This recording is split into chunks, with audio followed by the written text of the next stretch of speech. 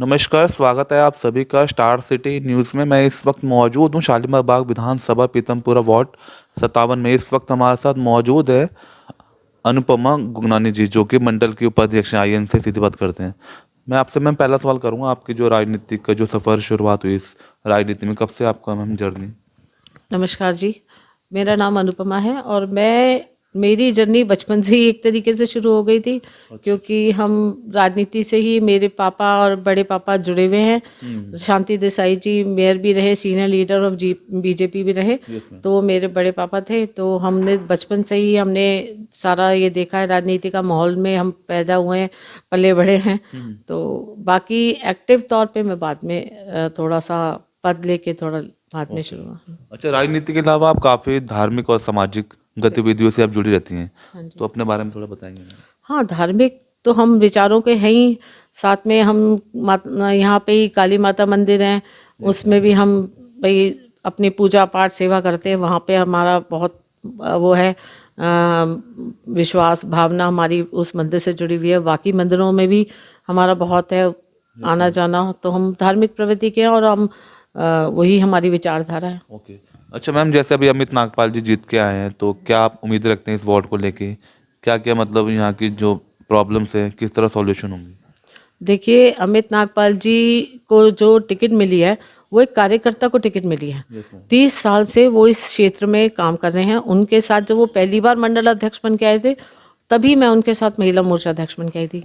तो उनको जिस तरह से उन्होंने हर काम को देखा है, उन्होंने भाई हर क्षेत्र के निवासियों को जानते हैं। वो सभी परेशानियां जो हैं हमारे एरिया में, वो उस चीज़ से अवगत हैं सब अच्छी तरह। तो हमें पूर्ण विश्वास है कि वो बहुत अच्छी तरह करेंगे हमारी समस्याओं का समाधान। वो कर रहे हैं, वो शुरू हो चुके हैं अपने कार्य में, बहुत अच्छी तरह कर रहे हैं वो। अच्छा, वैसे किस किस तरह की ज़रूरतें हैं? जैसे अलग अलग तरह की सोसाइटियाँ आरडब्ल्यूज हैं, तो तरह तरह की प्रॉब्लम्स हैं यहाँ पे, कोई डॉग्स को लेके, कोई तरह तरह की, जैसे तो किस तरह की ज़रूरतें हैं इस वार्ड को लेके? देखिए, डॉग्स को लेके और काउस को लेके बहुत बड़ी समस्या है यहाँ पर। अंजू जैन जी ने काफ़ी कोशिशें की थी एक ढलाव घर में, क्योंकि ये जो हमारे घर के पास ही है ढलाव घर, मैं एसपी ब्लॉक में रहती हूँ। तो वहाँ पे गायों की वजह से भी काफ़ी बड़ी परेशानियों का यहाँ के लोग सामना कर रहे हैं।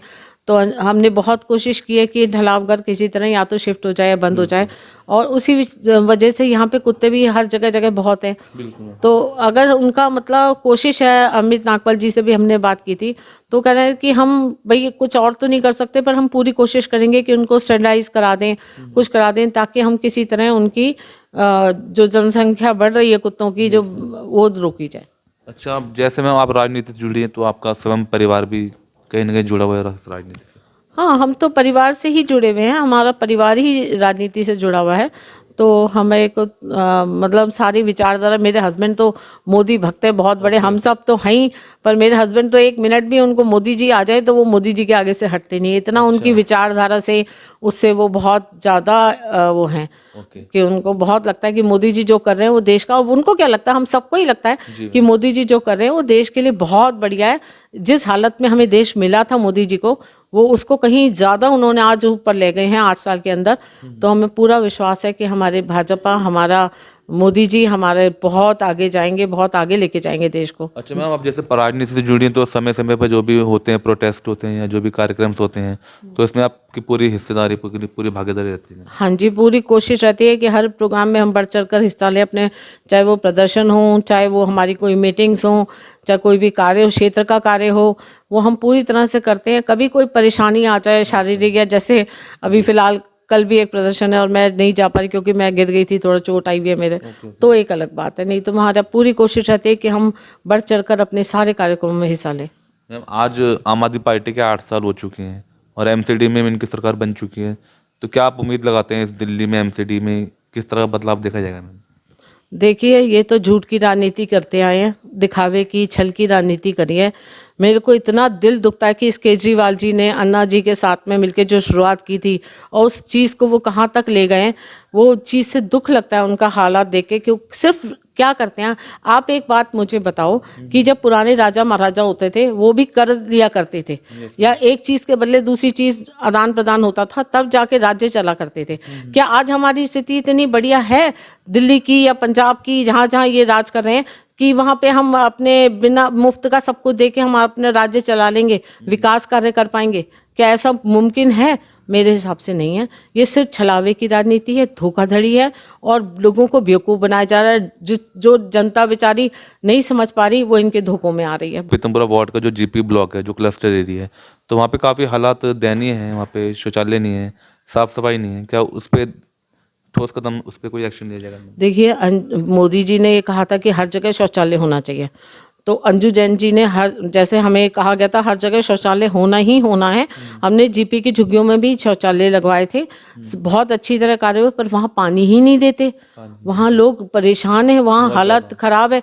जब आप एक शौचालय मिल गए पर उनको मेंटेन करना, अब दिल्ली सरकार अगर हमें पानी ही नहीं देगी हैं, तो हम कहाँ से उस शौचालयों को वो करेंगे? तो वहाँ की स्थिति, और ना वहाँ जो लोग रहते हैं वो खुद इस चीज़ से समझ रहे हैं कि पानी ही नहीं आता वहाँ पर, किस तरह पानी की समस्याओं से जूझ रहे हैं, शौचालय की समस्या से जूझ रहे हैं।